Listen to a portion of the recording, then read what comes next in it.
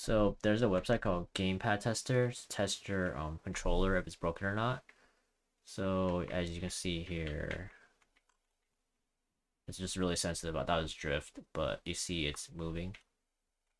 It's really sensitive here. You can just barely tap it, feel the tap in the little corners, buttons, and it all has vibrate. So I'm gonna put my controller really close to the mic. You hear it vibrate. All right, cool. And I'm going to make it big so you can see. So I would blow dust on the Joy-Cons, like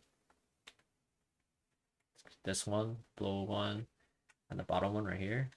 Blow the Joy-Cons and open it up and blow it out. Pretty clean now. Before it's all dusty. Reattach it and then try it in some games, but this is a good website to try it.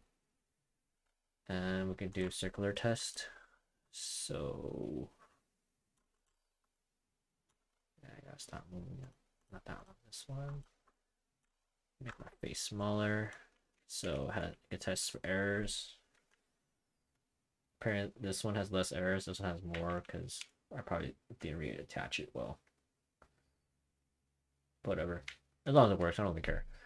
So yeah.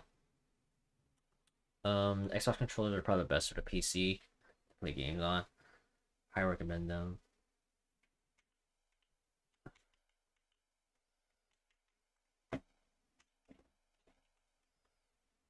It has anti-ghosting as you can see here. For 6 keys.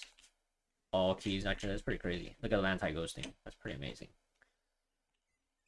Pretty amazing with anti-ghosting. A little bit more errors, but whatever it is, what it is. Really sensitive. Just stay away from button if you don't want to move. So why is my guy moving? Because it's so sensitive. But yeah, thanks for watching, and I hope this helps you for troubleshoot your controllers. If it's too broken, just buy a new one. Not a big deal. But Gamepad Tester is a good controller. If not, just open it up, blow out the thing, and see if it works. So yeah, peace.